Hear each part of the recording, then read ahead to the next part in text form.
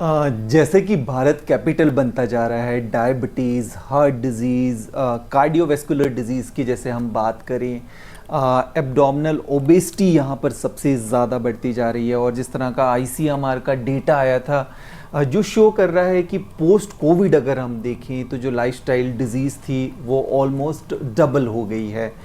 तो जैसे कि भारत कैपिटल बनता जा रहा है सभी तरह की जीवन शैली से संबंधित बीमारियों का, और उसमें एक और बीमारी है जिसके बारे में ज़्यादा हमारा डिस्कशन होता नहीं है, हम ज़्यादा उसके बारे में चर्चा बात करते नहीं हैं, जो कि है स्लीप डिप्रिवेशन, स्लीप डिप्राइव्ड होना।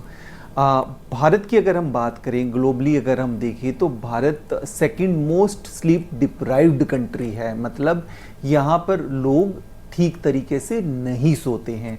93% के करीब हमारे जो युवा हैं उनकी क्वालिटी ऑफ स्लीप नहीं है। देखिए, नींद ठीक ना होने के बहुत सारे कारण हैं।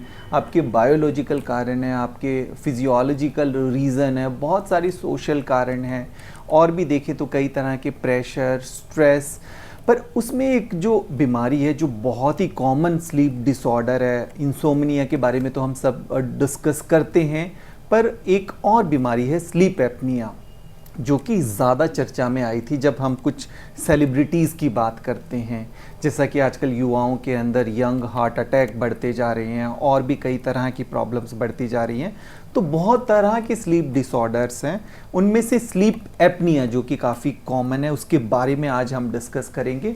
और इस डिस्कशन के लिए हमारे साथ डॉक्टर लोकेश मित्तल हैं, जो कि एक रिनॉन्ड स्लीप एक्सपर्ट हैं और पिछले 10 सालों से वो स्लीप मेडिसिन पे, स्लीप सर्जरीज़ पर काम कर रहे हैं, रिसर्च कर रहे हैं, और काफ़ी सक्सेसफुल सर्जरीज़ कर चुके हैं, काफ़ी पेशेंट्स को ट्रीट कर चुके हैं, उनका फॉलोअप कर चुके हैं, जिनके बहुत अच्छे रिजल्ट्स रहे हैं।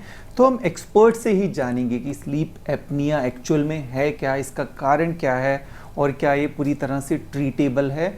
तो हमारे साथ डॉक्टर लोकेश मित्तल, जो कि एक स्लीप एक्सपर्ट है। सर, आपका हम बहुत बहुत स्वागत करते हैं आज के। Hello, thank you sir. Thank you so much. तो सर, आप जो स्लीप एपनिया की हम बात कर रहे हैं, क्योंकि एक वर्ड बड़ा डिफ़िकल्ट सा है, आम लोगों को ये समझ नहीं आता है कि स्लीप एपनिया क्या है। वो सिर्फ बात करते हैं कि भाई मुझे नींद नहीं आती ठीक तरीके से। तो एक्चुअल में स्लीप एपनिया है क्या, अगर आप सरल भाषा में हमारे दर्शकों को समझा पाएँ। देखिए, तो मैं अपने सारे लिसनर्स को ये जरूर बताना चाहूँगा कि हर डिजीज़ का उसके नाम में ही उसका एक उल्लेखन होता है। तो स्लीप एपनिया मीन्स कि रात को सोते हुए आपका सांस रुकना। तो जनरली ये दो कैटेगरीज़ में जनरली हम डिवाइड करते हैं, एक ऑब्स्ट्रक्टिव स्लीप एपनिया, एक सेंट्रल स्लीप एपनिया।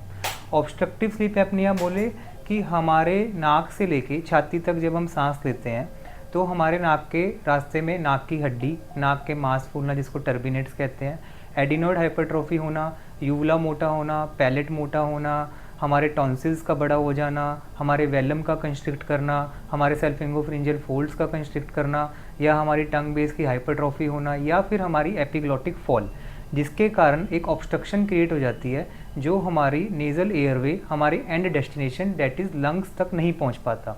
तो सिंपल भाषा में obstructive sleep apnoea syndrome OSAS से जनरली पेशेंट्स को ये बताया जाता है जब उनकी डायग्नोसिस की जाती है।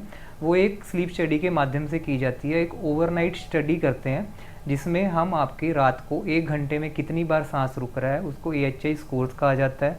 जनरली 0 to 5 स्कोर्स को नॉर्मल माना जाता है, 5 से 15 को mild, 15 to 25 moderate and above 25 को सीवियर माना जाता है। कि मीन्स मानिए एक पेशेंट का 30 स्कोर आ रहा है तो 1 घंटे में वो 30 बार सांस रुक रहा है। अब वो 30 बार सांस क्यों रुक रहा है, वो एक ऑब्स्ट्रक्शन के कारण है। तो ऑब्स्ट्रक्शन अगर हम उसको ढूंढना चाहते हैं तो उसके लिए हमें एक नेज़ल एंडोस्कोपी प्रोसीजर होता है, जो हमारे एंडोस्कोप के जरिए हम उस ऑब्स्ट्रक्शन साइट को चेक कर सकते हैं, उसको पेशेंट को दिखा सकते हैं। Once they get to know कि हाँ हमें यहाँ पे ये प्रॉब्लम है, तो now it's 1+1 2 for every patient. They get to know कि हाँ अब हम इस चीज़ को इरेडिकेट कराएंगे तो हम बड़े आसानी से ठीक हो सकते हैं। अब जो दूसरा स्लीप एपनिया मैं बात करना चाह रहा था, that is central sleep apnoea. Sometimes हम ऑब्स्ट्रक्टिव स्लीप एपनिया से अपने ब्रेन के अंदर ऑक्सीजनेशन लेवल्स को इतना कम कर देते हैं कि एक साइड इफ़ेक्ट उठकर आ जाता है central sleep apnoea. Sometimes patient हमारे पास आता है, सर मैं 15 साल से डायग्नोस्ड केस हूँ, पहले सिर्फ मुझे ऑब्स्ट्रक्टिव स्लीप एपनिया रहता था, अब मुझे सेंट्रल स्लीप एपनिया भी रहने लग गया है। नाउ अगर मैं ये सर्जिकल प्रोसीजर कराता हूँ तो what will happen to me? So I simply tell them कि जो सेंट्रल स्लीप एपनिया है is due to the neuronal damage you have caused with the deficiency of oxygen, कि ऑक्सीजन प्रॉपरली नहीं मिली, इतने टाइम से नहीं मिली, इस कारण वो डेफिशिएंसी होगी। तो this is a secondary cause of the primary cause of obstructive sleep apnoea, कि हमें उसके कारण हमारा न्यूरोलॉजिकल कंपोनेंट भी ऐड हो गया। और sometimes it is directly related to brain, उसमें ऑब्स्ट्रक्टिव कंपोनेंट्स नहीं होते। ऐसे केसेस में आपको न्यूरोलॉजिकल एंड साइकेट्रिक एनालिसिस की ज़रूरत होती है। ऐसे केसेस में हम एज अ सर्जन इस पेशेंट को नहीं आगे परस्यू करते और एक न्यूरोलॉजी और साइकेट्रिस्ट के पास एनालिसिस के लिए रेफ़र करते हैं। बिल्कुल बिल्कुल। देखिए डॉक्टर लोकेश, जैसा आपने बताया कि स्लीप एपनिया किस तरह से दो प्रकार का होता है, पर इसमें जानना सबसे ज़्यादा ज़रूरी है कि हम ये एक आपने बताया कि इसके लिए आप इसको डायग्नोज करने के लिए स्लीप स्टडी कर सकते हैं, पर क्या कोई ऐसे लक्षण भी है जो हम जान सके जिन लक्षणों के द्वारा, और कुछ ऐसे रेड फ्लैग्स हैं कि जहाँ पर हमें बिल्कुल एकदम अलर्ट होना है और हमें समझना है? और तीसरा मैं साथ के साथ एक और सवाल पूछना चाहूँगा कि जैसे अगर हार्ट से संबंधित हमें लग रहा है कि हमें कोई समस्या है तो हम कार्डियोलॉजिस्ट से जाकर मिलेंगे, हमारी पेट की कोई समस्या है तो हम गैस्ट्रो वाले डॉक्टर से मिलेंगे। ऐसे लक्षण हमें कोई लगते हैं जो इशारा कर रहे हैं कि हमें स्लीप एपनिया है, तो हमें किस डॉक्टर से संपर्क करना चाहिए? देखिए सर, सबसे पहले जो sleep apnoea, obstructive sleep apnoea का सबसे इम्पॉर्टेंट सिम्टम है, that is loud snoring. Light snoring is not a symptom of obstructive sleep apnoea. Light snoring हमें कई बार अल्कोहल के इफेक्ट में या फिर ज़्यादा थकान होने पर भी हो जाता है, लेकिन इतनी लाउड स्नोरिंग हो रही है कि कमरे से दूसरे कमरे में आवाज़ आ रही है, आपके स्पाउस आपको बता रहे हैं, आपके बच्चे आपको बता रहे हैं, वीडियोज़ बना के दिखा रहे हैं, या फिर रात को आप खराटे लेते लेते बीच में एक पॉज आता है और उसके बाद एकदम से एक लंबा खराटा आता है, तो ये एक बहुत ही रेड फ्लैग साइन है जो आप spouse, as a mother, as a father, as a child आप देख सकते हैं अपने घर में ऐसा कुछ हो रहा है। तो वो क्या होता है कि हम खराटे लेते हैं और सडनली एक पॉज आता है और काफ़ी लोग भगवान का थैंक यू करते हैं कि शुक्र है इसके खराटे बंद हुए और अब सो जाते हैं।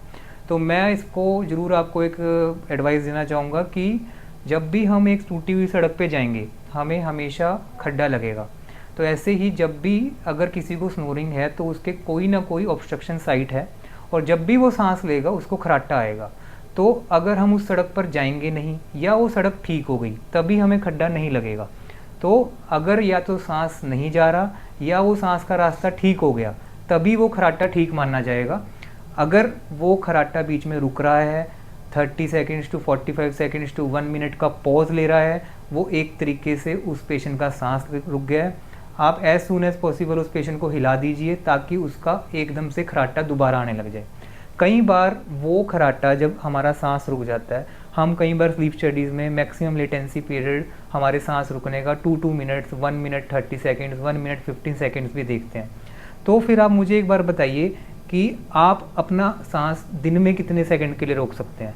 Maximum 15 seconds, 20 seconds, 30 seconds. You will get a pounding heart if you will pause your breath for 30 seconds. So रात को जब आप 1 मिनट के लिए सांस रुक रहा है, 50 सेकेंड्स के लिए सांस रुका है, तो your heart beat fluctuates.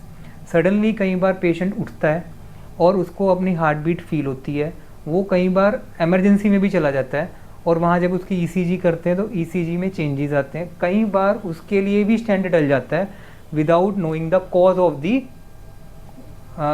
Heart rate.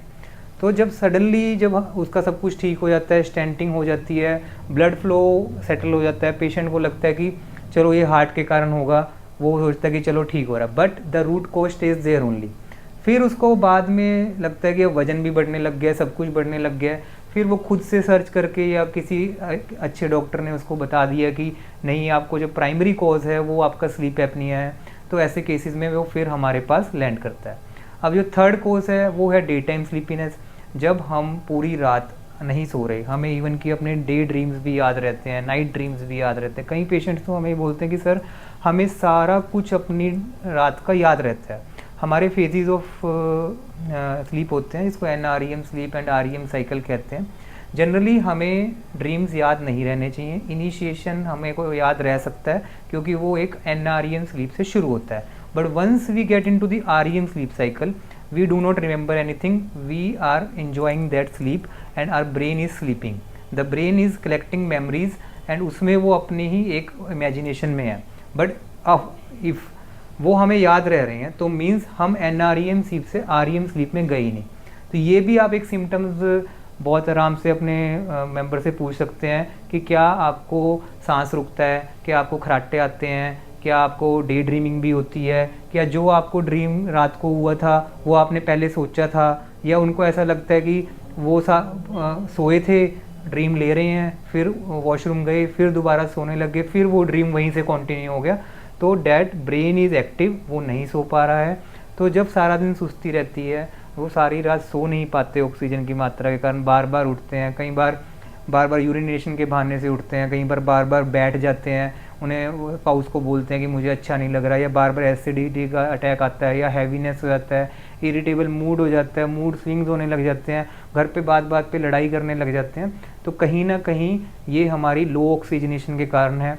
और जो फोर्थ सिम्टम है जो हमें सब कुछ देखना है वो है हमारा वजन बढ़ना। जब हमारा ऑक्सीजन की मात्रा कम होती है तो एकदम से हमारा मेटाबॉलिज्म बढ़ जाता है। Body wants to secure as much as possible for the deficiency of oxygen. तो सडनली क्या होता है कि एकदम से थ्रश आता है इंक्रीज हमारे वेट का।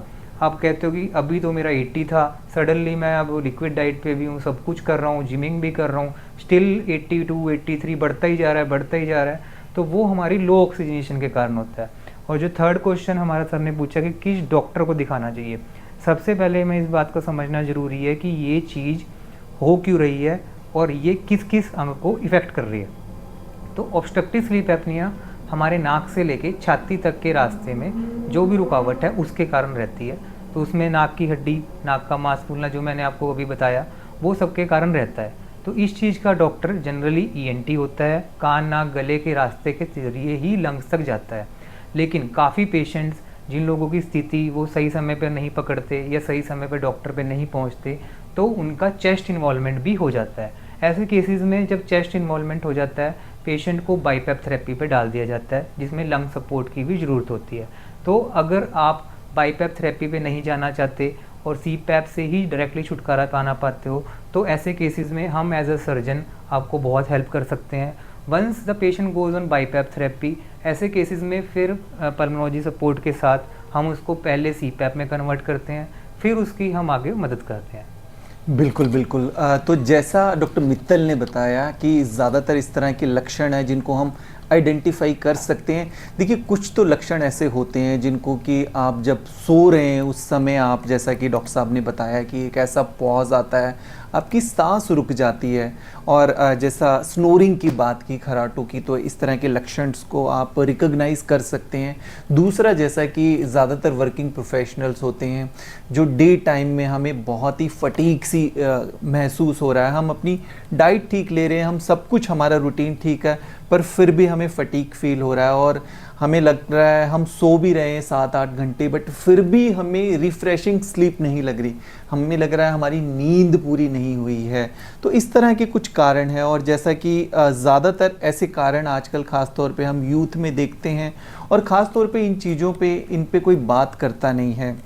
आपको लगता है कि आपको फटीग फील हो रही है तो आप कुछ भी ऐसा कैलोरी इनटेक कर लेते हैं, आप कैफ़ीन ले लेते हैं और अपने आप को आप अवेकन करके रखते हैं। और जैसा कि भारत में देख रहे हैं कि जो रोड ट्रैफिक एक्सीडेंट है उसका भी एक बहुत बड़ा मेजर कारण है आपका स्लीप डिप्राइव्ड होना। और स्लीप डिप्रिवेशन का, जैसा कि डॉक्टर मित्तल बता रहे हैं, बहुत बड़ा मेजर कारण है स्लीप एपनिया, जो कि अनट्रीटेड रह जाता है। तो बहुत ज़्यादा ज़रूरी है इस बारे में हम सबको अवेयर होना, इसके लक्षणों को जानना। तो हमने लक्षण जाने, हमने रेड फ्लैग्स जाने, अभी हम डॉक्टर मित्तल से जानेंगे कि इसके और ऐसे क्या क्या कॉम्प्लिकेशंस हैं। डॉक्टर लोकेश, अगर स्लीप एपनिया आपको लंबे समय तक रह रहा है तो ऐसे क्या क्या इसके कॉम्प्लिकेशन हो सकते हैं? क्योंकि हमने सुना है कि हार्ट डिजीज़ भी एक, हार्ट अटैक भी इसका एक कारण है, और इसके अलावा और क्या क्या कॉम्प्लिकेशन हो सकते हैं? देखिए, हम जब भी खराटे लेते हैं, हमारे शरीर के ऊपर, हमारे ईसोफेगस के ऊपर, हमारे लंग के ऊपर एक नेगेटिव प्रेशर क्रिएट होता है। मैं सबको ये बताता हूँ कि अगर हम सब ये बोलते हैं कि खराटे नॉर्मल हैं, तो आप 3 मिनट मेरे सामने खराटे मार के दिखाइए। जब भी आप दिन में 3 मिनट खराटे मारेंगे, आपके पेट में दर्द होने लग जाएगा, आपको छाती से सांस आने में दिक्कत आने लग जाएगी, आपको इवन कि आपका पाउंडिंग हार्ट हो जाएगा, आपको लगेगा गला सूखने लग गया, आपको लगेगा आंखों से पानी चलने लग गया। तो ये तो सामने सामने हमारे सिम्टम्स है जो हम अपने आप ही चेक कर लेते हैं। लेकिन डे टाइम स्लीपीनेस, अब हम दिन में हमारी एफिशिएंसीज़ को ख़राब कर रहे हैं।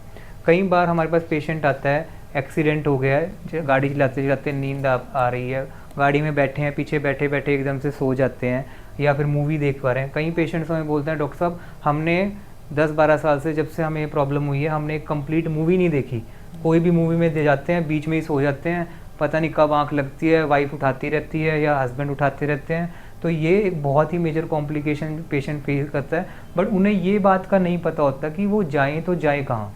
और उनमें कई बार हमारे kidney function test, liver function test, even thyroid disorders भी हमारे फ्लक्चुएट होने लग जाते हैं। वेट हमारा बहुत बढ़ने लग जाता है, एकदम से मेटाबॉलिज्म हमारा बहुत पीक पे चला जाता है, हमें इरिटेशन महसूस होने लग जाती है, बहुत जल्दी गुस्सा हो जाते हैं, watering of eyes, I bags बनने लग जाते हैं।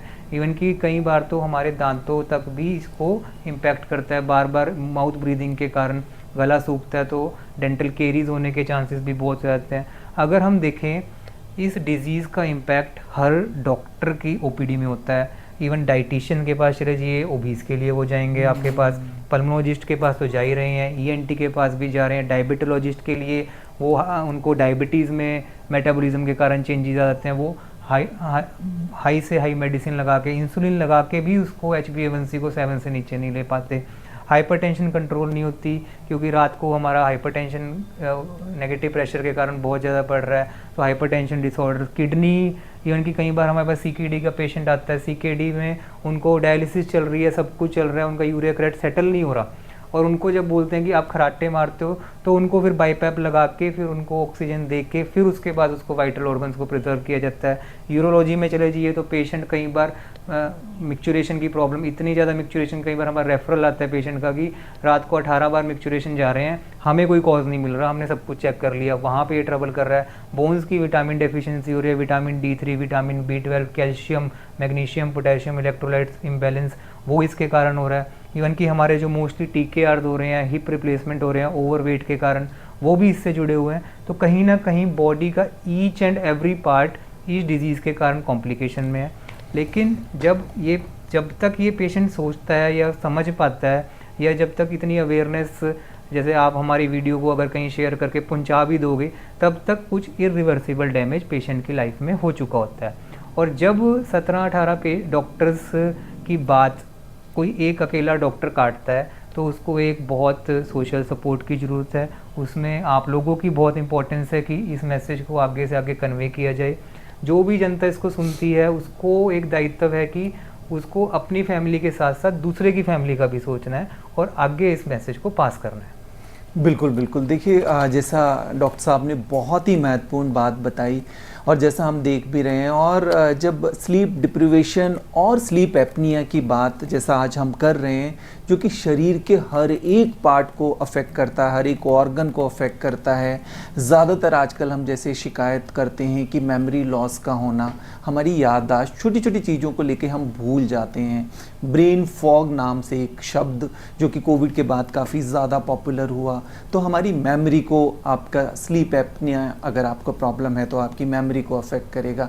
इसके अलावा जैसे डॉक्टर साहब ने बताया कि सभी तरह की मेटाबॉलिक डिजीज़, कि आप वेट लॉस जर्नी में, आप वेट लॉस के लिए आप एक्सरसाइज कर रहे हैं, आप अपनी डाइट पर कंट्रोल कर रहे हैं, पर फिर भी आपका वजन कम नहीं हो रहा, तो उसके पीछे भी एक कारण हो सकता है स्लीप एपनिया। और इसके अलावा जैसा कि बात की जा रही है कि वो आपके हार्ट के ऊपर इफ़ेक्ट डालता है, यंग हार्ट अटैक की जैसा हम बात कर चुके हैं, आपकी किडनीज़ पे इफ़ेक्ट डालता है।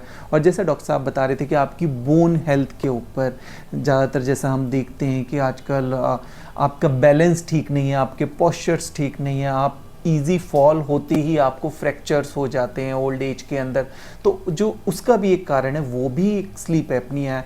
तो जो लिस्ट है वो बहुत लंबी है। तो सबसे ज़्यादा जैसा आज हमने लक्षणों की बात की और इसको डायग्नोस कैसे कर पाएँ स्लीप स्टडी के ज़रिए, उसके बारे में हमने बात की। और हमने ये भी जाना कि इसके लिए आपको किस डॉक्टर को अप्रोच करना है और इसमें किस तरह से वो डॉक्टर आपको आगे फर्दर रेफ़र करेगा और आपके लिए क्या ट्रीटमेंट है। और ट्रीटमेंट में थोड़ा सा हम और जान लें, क्योंकि ज़्यादातर लोगों का सवाल रहता है कि क्या ये ट्रीटेबल है, क्योंकि वो पूरी ज़िंदगी इससे सफ़र करते हैं पर वो ट्रीटमेंट कहीं करा नहीं पाते क्योंकि राइट उनको सोर्स पता नहीं होता।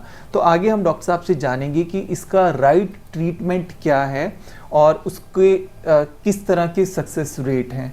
तो डॉक्टर मित्तल, हम ये जानना चाहेंगे कि इसके लिए किस तरह के ट्रीटमेंट ऑप्शन अवेलेबल है, मेडिकल और सर्जिकल ट्रीटमेंट, और इसका सक्सेस रेट क्या है और क्या ये 100% या पूरी तरह से क्योर हो जाता है?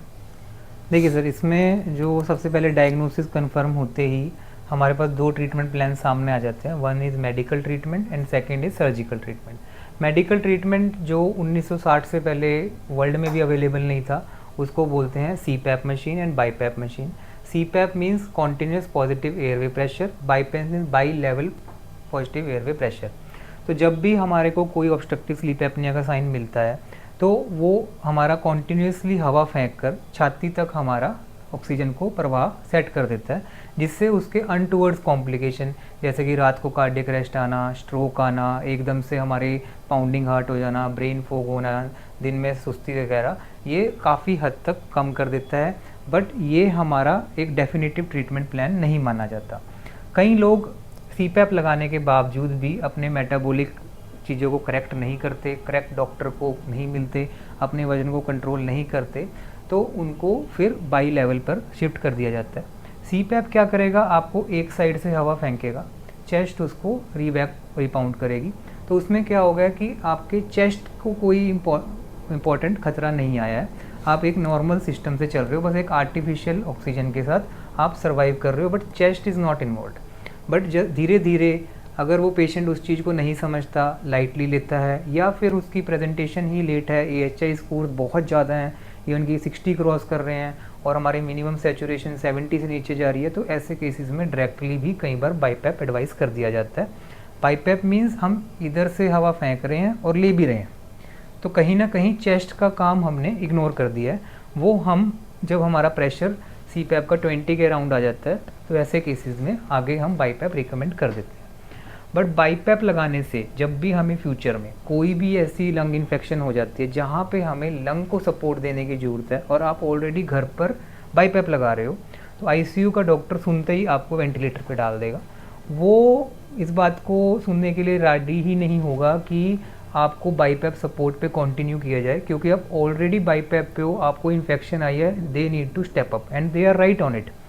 But to wean off ventilator, ठीक है, you need your own chest support. तो वहाँ पर ये पेशेंट्स जहाँ तक हमारी आवाज़ पहुँच ही नहीं सकती, जहाँ तक ना पेशेंट को इतना कोर लेवल की समझ है, ना हम वहाँ तक बोल सकते हैं, कि एज अ मेडिकल स्पेशलिस्ट हम भी इतने कोर लेवल तक कई बार नहीं बोल पाते। शायद मैं इस मंच पे डिस्कस कर पा रहा हूँ, शायद मैं अपनी OPD में डिस्कस कर लूँ, बट कोई भी ऐसी बात को कहीं भी जस्टिफिकेशन नहीं देता। तो ऐसे केसेस में पेशेंट को समझने की बहुत ज़रूरत है कि अगर उसको CPAP बहुत अच्छा, वैसे जनरली हमारे पास जो पेशेंट्स आते हैं वो CPAP रिमूवल के लिए आते हैं, because they don't feel it complaint. It is kind of एक रात को आपका एक बंधन बंध गया। आप जनरली लोग रात को इमेजिन करते हैं कि अब जाके चैन की नींद सोएंगे, उनको ऐसा हो जाता है कि अब भाई उसको लगा के सोना पड़ेगा। तो वो एक स्टिग्मा में है, वो कहीं जा नहीं पाते, ट्रैवल नहीं कर पाते, ट्रेन तो वो भूल ही चुके हैं, फ्लाइट में भी उनको क्लॉस्ट्रोफोबिक फील होता है, इवन कि उनको everybody they have to tell flight के उनको भी, स्टाफ को भी बता के रखना पड़ता है कि हमें प्रॉब्लम है। तो बहुत ही ज़्यादा एक उनको ऐसे एनवायरनमेंट में जीना पड़ता है जहाँ वो एक इन्फीरिटी कॉम्प्लेक्स में अपने आप को डाल लेते हैं और उससे वो अपने आप में ही एक ट्रबल में चले जाते हैं। बट जब वो एक पल्मोलॉजिस्ट के पास या मेडिकल मैनेजमेंट टीम के पास जाते हैं तो ये जो गोल्ड स्टैंडर्ड ट्रीटमेंट जिसको CPAP कहा जाता है, जो कि इतने टाइम से मार्केट में 50 साल से, तो ऑब्वियसली इसको ही सब फर्स्ट रिकमेंडेशन देंगे।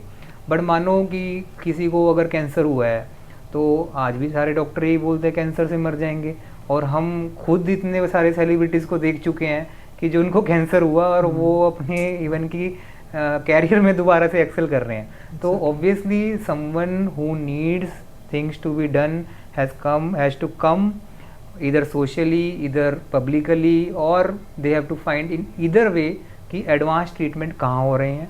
ये एडवांस ट्रीटमेंट एब्रॉड भी हो रहे हैं, इवन इंडिया में भी काफ़ी जगह हो रहे हैं, बट क्योंकि ये ब्लडलेस टेक्नोलॉजी एक बहुत ही न्यूअर टेक्नोलॉजी है और इसमें फुल फ्लेज्ड आपको इन्वॉल्वमेंट देकर अपनी पूरी ENT की ब्रांच को पीछे छोड़कर एक ही चीज़ के पीछे पड़ने के लिए बहुत ही कम लोग हैं मार्केट में जो एक ही चीज़ के पीछे अपना कैरियर को लिमिट कर रहे हैं। तो इस बात को समझना भी बहुत ज़रूरी है कि अगर आपको कोई भी शंका है, आप पेन डाउन कीजिए, अपने क्वेश्चंस को पेन डाउन कीजिए, हमसे क्वेश्चन पूछिए। We have done a lot of follow ups, हमने एंड तक लोगों को देखा, कॉम्प्लिकेशंस जो माइनर कॉम्प्लिकेशंस हुई वो भी देखी, बट जो सक्सेस रेट की बात हुई, हम जनरली इसका सक्सेस रेट 98% कोट करते हैं, और 2% जो सक्सेस रेट ख़राब होता है वो एक जिद्दी पेशेंट, उसमें हमेशा एक इन्वॉल्वमेंट है। I always tell my patients कि I am promising you the results if you will do the promised thing that I will ask from you. एक आपकी एयरवे सर्जरी हो रही है, उसमें आप केयर नहीं कर रहे, आप KFC बर्गर के पीछे पड़े हैं, आपको गोलगप्पे खाने हैं।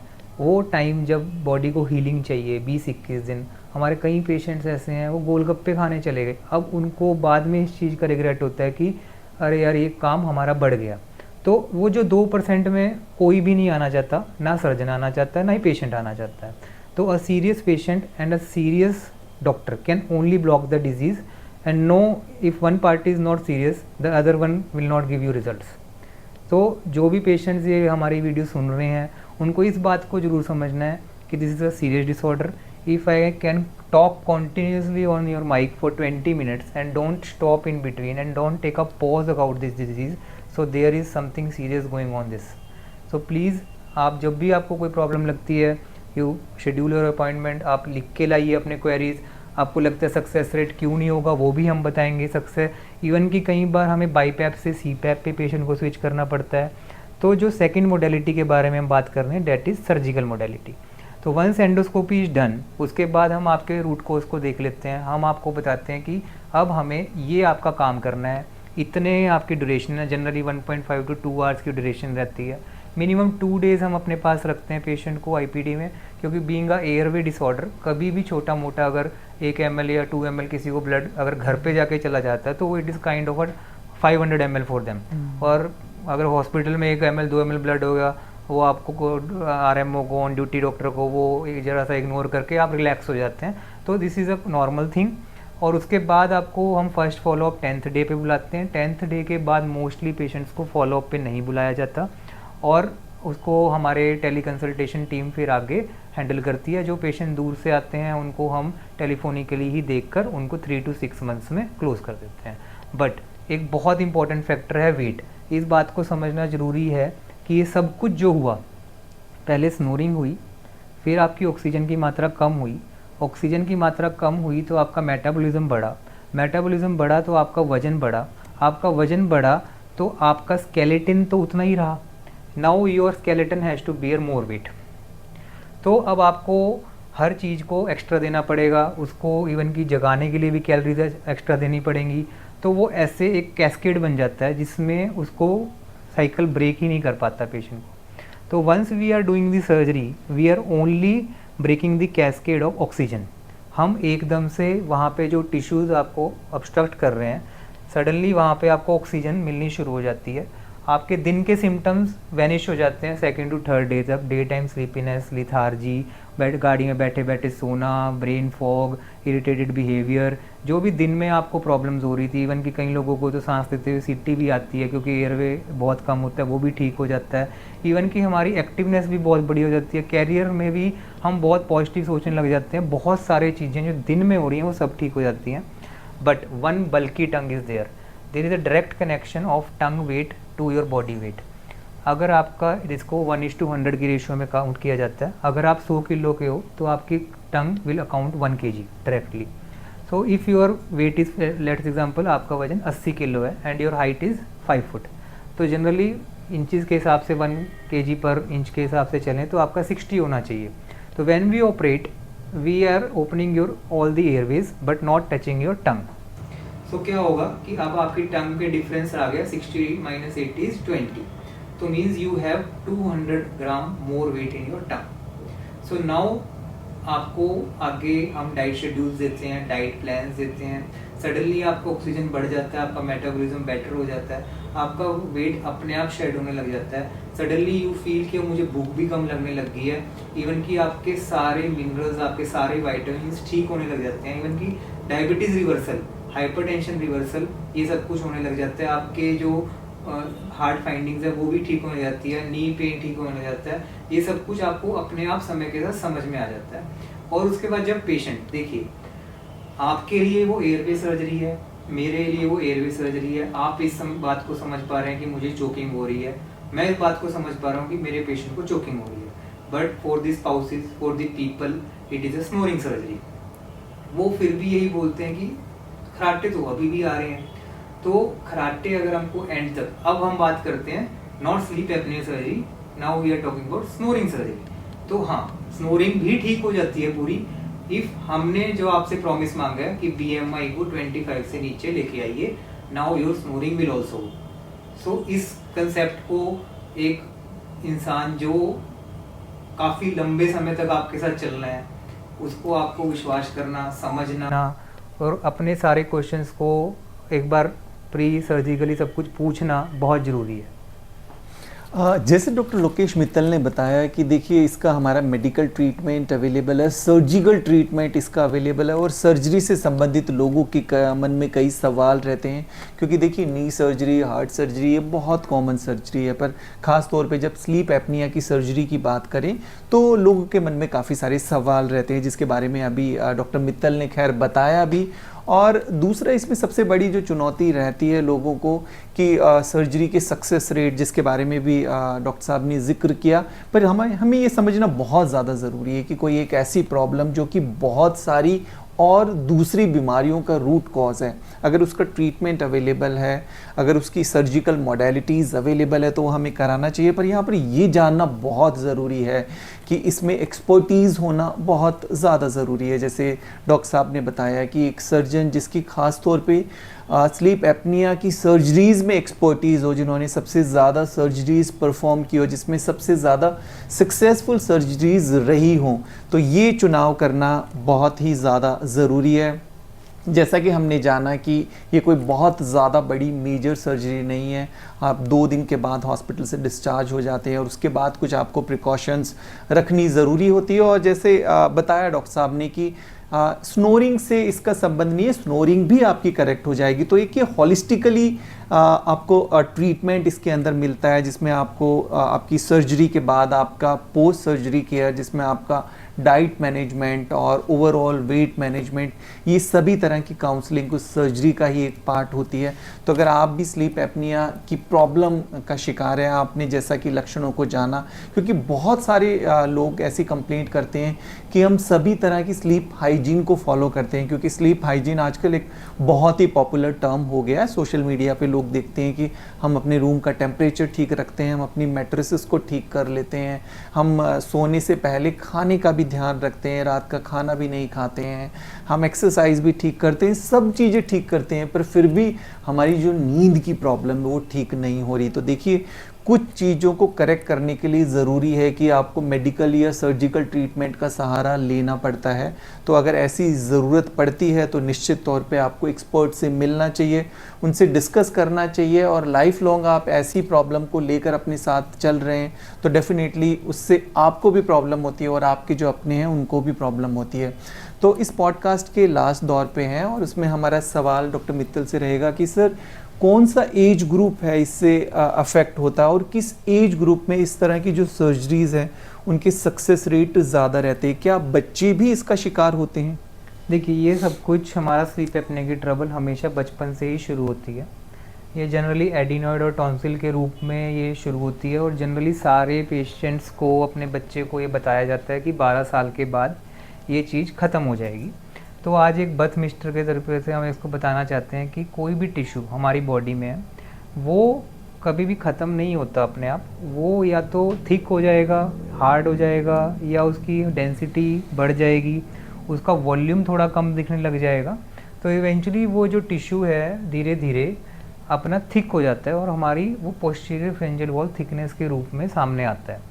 जब पोस्टीरियर फ्रेंजियल वॉल थिकनेस होती है तो ऐसे केसेस में हमारे नेज़ोफ्रेंजियल एयरवे कॉलम जो हमारा यूवुला से लेकर पोस्टीरियर फ्रेंजियल वॉल तक है वो हमारा कम होने लग जाता है और हमारा वेलम कोलैप्स बहुत और ओरोफ्रेंजियल कोलैप्स होने के चांसेस बढ़ जाते हैं।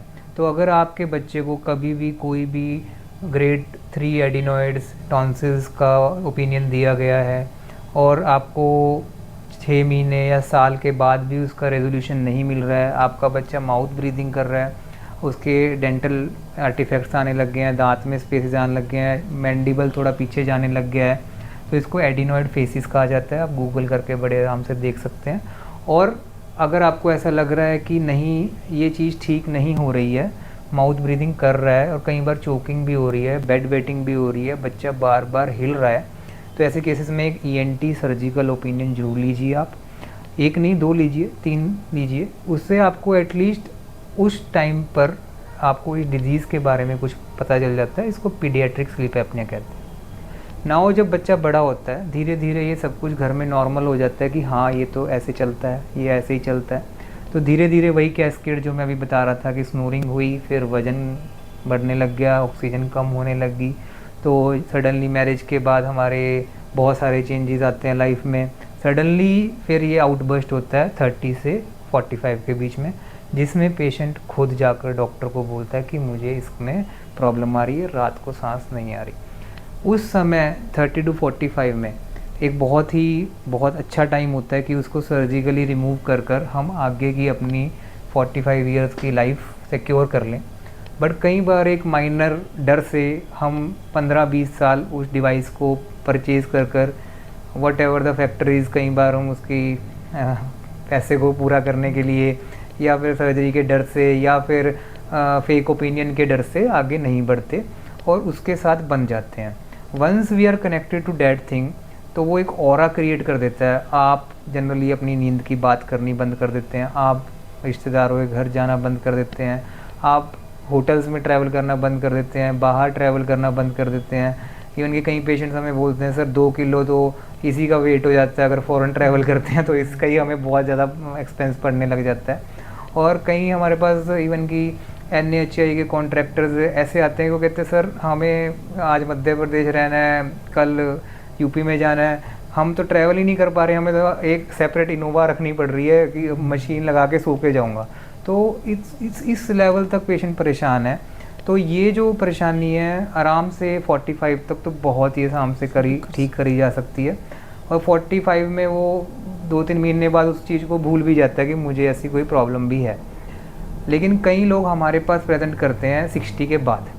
तो ऐसे केसेस में इस बात को समझना ज़रूरी है कि लैक्सिटी ऑफ द स्किन, अब हमारी आउटर स्किन लैक्स हो रही है तो हमारी एक इंटरनल स्किन भी होती है जिसको म्यूकोजा कहते हैं, तो वो भी लैक्स होना शुरू कर देती है। और आप एक आर्टिफिशियल ऑक्सीजन ले रहे हैं 15 से 20 साल से, तो वो एक हमारे लंग को भी उसको आदी बना दिया गया। कई पेशेंट हमें आते हैं कि हमें पता नहीं था इस चीज़ के बारे में, अभी हमें 65 में पता चला है, but we surely want to go for it. तो मैं उन्हें ये बात जरूरी बताना चाहूँगा, जो एक इम्पॉर्टेंट पॉइंट हमसे मिस हुआ है कि ये मेटाबॉलिक डिसऑर्डर्स के कारण हमें एजिंग होती है।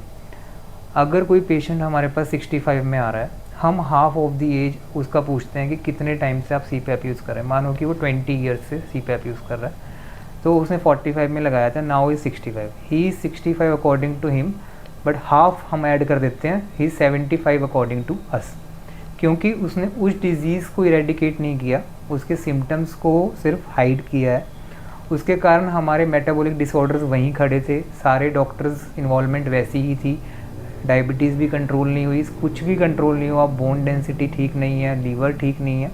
तो ऐसे केसेस में कई बार हमें एनेस्थीसिया क्लियरेंस नहीं मिलती, but it also depends on patient to patient. So कई बार हमें वो पेशेंट 65 का देखने में खुद ही 55 लगता है और कई बार वो 65 का पेशेंट हमें ही देखने में 75 लगता है। तो ऐसे केसेस में वो सर्जिकल ओपिनियन वो हम सिक्योर करते हैं। अगर कोई भी ओल्ड एज ग्रुप है और उनको इस चीज़ से निजात चाहिए, तो मैं हाथ जोड़ के रिक्वेस्ट करूँगा कि first you have to meet the concerned ENT doctor who is treating your sleep apnoea, then make up your mind after a follow complete discussion. बिल्कुल बिल्कुल, जैसे डॉक्टर साहब ने बताया कि बिल्कुल स्लीप एपनिया में बच्चों में भी कुछ इस तरह के सिम्टम्स देखे जाते हैं, तो वो अपने पेडिट्रिशियन से ज़रूर मिलें। उसके बाद ENT कंसल्टेशंस होने के बाद अगर उनको लगता है किसी तरह की सर्जरीज़ की इंडिकेशंस हैं, तो उस तरह की सर्जरीज़ परफॉर्म की जा सकती है। और जैसा डॉक्टर मित्तल ने बताया कि एक हमारी एज होती है जब हम 30s की बात करते हैं, जो कि एक सैंडविच लाइफ की तरह होती है। हमारे पास हमारे करियर का प्रेशर होता है, हमारे पास हमारी फैमिली का प्रेशर होता है, उसी समय हमारी न्यूली मैरिड लाइफ भी होती है। अगर आपको ऐसी समस्या उस समय लग रही है स्लीप एपनिया की, तो वो भी एक राइट टाइम है जिस टाइम अगर आपको ऐसी सर्जरीज इंडिकेटेड होती है, तो आप एक एक्सपर्ट के पास जाके मिल के इस तरह की सर्जरीज परफॉर्म कर सकते हैं, क्योंकि वो ओवरऑल आपकी हेल्थ और कंप्लीट वेलबींग को इफेक्ट करता है। लास्ट क्वेश्चन मेरा रहेगा डॉक्टर साहब आपसे, इस तरह की सर्जरीज की किस तरह की कॉस्ट आती है? क्या ये बहुत ज़्यादा महंगी सर्जरीज होती है? देखिए, it cost depend on the infrastructure of the hospital also and the services that patient needs to avail.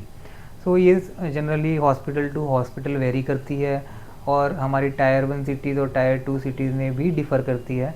But जिन लोगों के पास भी 5 लाख से नीचे का इंश्योरेंस है, 5 लाख तक का भी इंश्योरेंस है, तो आई एम प्रिटी श्योर कि ऑल ओवर इंडिया ये इसको कवरेज दी जा सकती है। नाउ इट डिपेंड्स कि which surgeon you are going to and which infrastructure you are going to. But अगर जो हम देखते हैं मोस्टली पॉलिसी होल्डर्स के पास 5 लाख तक की पॉलिसीज़ रहती हैं, तो they should be very happy and being comfortable in this situation कि उनका इसके अंडर ट्रीटमेंट प्रोटोकॉल पूरा कंप्लीट हो जाता है। ओके, ठीक है। तो जैसा हमने माना कि कोई बहुत ज़्यादा आपके इंश्योरेंस के अंदर भी ये सर्जरीज कवर्ड हो जाती है। दूसरा एक इसमें ज़्यादातर लोगों का सवाल रहता है कि कुछ ऐसे रिस्क फैक्टर डॉक्टर साहब की, जैसे हर एक बीमारी की हम बात करते हैं, स्टेजिंग की बात करते हैं कि आपको ग्रेड 1, 2, 3, इवन फैटी लिवर की भी जैसे हमने बात की, माइल्ड, मॉडरेट या सीवियर। तो जो स्लीप एपनिया है वो भी इस तरह से फेजेस में होता है कि आपको अभी माइल्ड है, अभी कम है, अभी थोड़ा बड़ा है। मैंने अभी स्टार्टिंग में बताया कि जब हम स्लीप स्टडी करते हैं तो उसमें एक AHI स्कोर जनरेट होता है, उससे हम इसको माइल्ड, मॉडरेट, सीवियर में कन्वर्ट करते हैं। हमारी लोएस्ट ऑक्सीजन कितनी जा रही है उससे हम इसको स्कोर करते हैं।